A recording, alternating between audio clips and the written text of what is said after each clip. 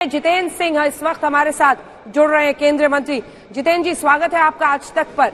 261 फिलहाल रुझानों के मुताबिक प्रधानमंत्री नरेंद्र मोदी से लेकर तमाम केंद्रीय मंत्री भी चुनावी मैदान में गए थे। इस जीत का श्रेय और इसकी वजह आप क्या मानते हैं, किसे देंगे? जितेंद्र जी।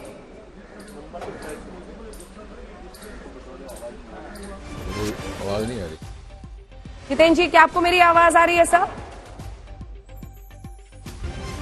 शायद उन तक आवाज नहीं पहुंच रही है, थोड़ा सा और इंतजार करना होगा। एक बार फिर से उनसे कनेक्ट करने की कोशिश करेंगे, लेकिन हम आपको दिखा रहे हैं, ये देखिए एक बार आंकड़े जिनके जरिए आप समझ पाएंगे कि तस्वीर किस तरह से बदलती हुई दिखाई दे रही है।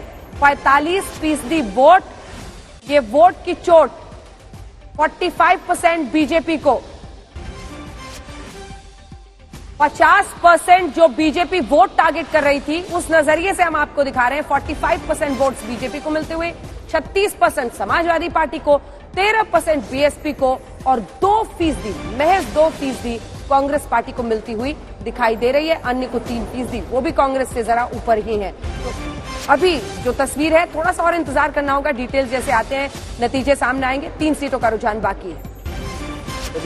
ये अपने आप में बेहद महत्वपूर्ण है। बीजेपी का जो वोट प्रतिशत का टारगेट था, आपको बता दें, पिछली बार उस 40% के आसपास था, इस बार उसको भी क्रॉस करते हुए दिखाई दे रही है। यानी कि वोट प्रतिशत में यहां पर बीजेपी के इजाफा हो रहा है। संजय निरुपम जी इस वक्त हमारे साथ जुड़ चुके हैं। संजय जी एग्जिट पोल के दौरान भी हमारे साथ बैठे हुए थे। संजय जी, अब सीधा सा सवाल, चाहे पंजाब हो या गोवा, हाथ इतना कमजोर होता हुआ क्यों चला जा रहा है? गोवा में भी बीजेपी यहां पर नंबर 1 18 सीटों के साथ, कांग्रेस 12 सीटों पर, और पंजाब में तो पूरी बखिया उधेड़ कर रख दिया आम आदमी पार्टी ने।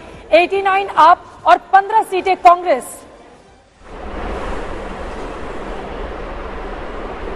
देखिए, निश्चित तौर पर आज कांग्रेस पार्टी के लिए एक बहुत निराशाजनक दिन है। आज जो रिजल्ट्स आए हैं वो कांग्रेस को ऐसी अपेक्षा नहीं थी। खासकर गोवा और उत्तराखंड में हमें लग रहा था कि हम सरकार बनाने की स्थिति में आ सकते हैं। पंजाब में मैंने 2-3 दिन पहले भी आपको बोला था कि आम आदमी पार्टी ने बहुत कड़ा मुकाबला दिया है और मैं खुद जमीन पर देख के महसूस करके आ रहा। अब क्या कारण रहे हैं? ऐसा नहीं कि कांग्रेस पार्टी ने अच्छे से कैंपेन नहीं किया, अच्छा नहीं किया। ऐसा नहीं कि कांग्रेस पार्टी ने अपने नेताओं को अलग अलग राज्यों में भेज करके पोल मैनेजमेंट के ऊपर ध्यान नहीं दिया। ऐसा नहीं कि हमारा प्रचार बहुत कमजोर था। फिर भी क्या कारण है कि हम चुनाव हार गए? निश्चित तौर पर इसकी समीक्षा होगी और पार्टी का जो शीर्ष नेतृत्व है दिल्ली में बैठ करके एक पता लगाने की कोशिश करेगा कि पंजाब में जब सारे एमएलएज ने कहा कि भाई कैप्टन अमरिंदर सिंह के नेतृत्व में सरकार अच्छा काम नहीं कर रही और हमारे खिलाफ एंटी इनकम्बेंसी है, तो फिर जो आला कमान, जो हमारा हाई कमान है, शीर्ष नेतृत्व, उसने एक तरह से जहर पिया और कैप्टन अमरिंदर सिंह को हटाया और चन्नी साहब ने बतौर मुख्यमंत्री अच्छा काम किया, इससे कोई इनकार नहीं कर सकता। खुद मीडिया में इस प्रकार के चर्चे सरेआम होते थे। फिर भी चन्नी साहब का हारना, चन्नी साहब पार्टी को जिता नहीं पा रहे हैं, ये अपने आप में क्या कारण है, ये पता लगाने की जरूरत है। गोवा में भी भारतीय जनता पार्टी ने बहुत अच्छा से भी कम सीटें कांग्रेस को पंजाब में दिख रही हैं। उत्तराखंड से भी कम सीटें पंजाब में दिख रही हैं। मैं लौट रही हूं आपके पास। जितेंद्र सिंह जी इस वक्त हमारे साथ केंद्रीय मंत्री जुड़ गए हैं। जितेंद्र जी, 266 सीटों पर बीजेपी फिलहाल आगे दिख रही है।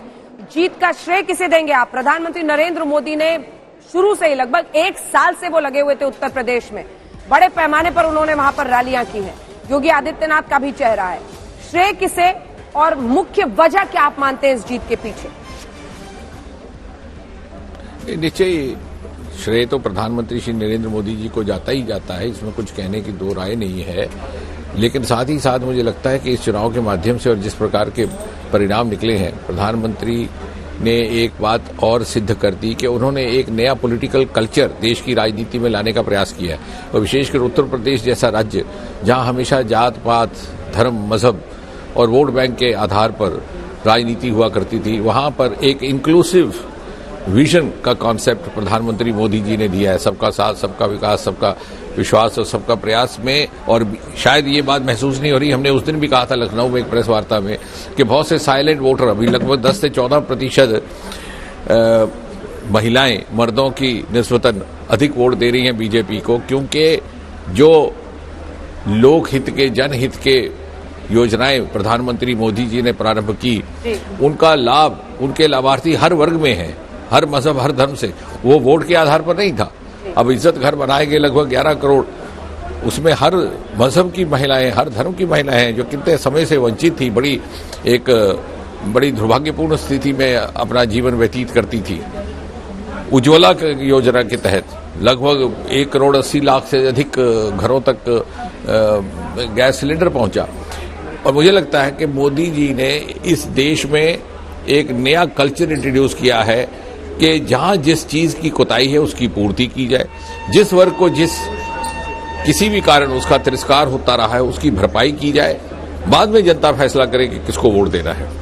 और कहा जाता था कि यहां पर उत्तर प्रदेश में तो मुस्लिम और यादव, और यहां हो गया मोदी और योगी, कि मोदी जी की योजनाओं को जमीन पर उतारने की जिम्मेवारी योगी जी को दी गई। तो मुझे लग रहा है एक ऐसा पॉलिटिकल कल्चर जो ऑब्जेक्टिविटी पर आधारित है और एक ऐसा देश और ऐसा प्रदेश जहां 70% से अधिक MY फैक्टर को संख्या बड़े दिलचस्प तरीके से आपने मुस्लिम यादव से मोदी योगी को जोड़ दिया है।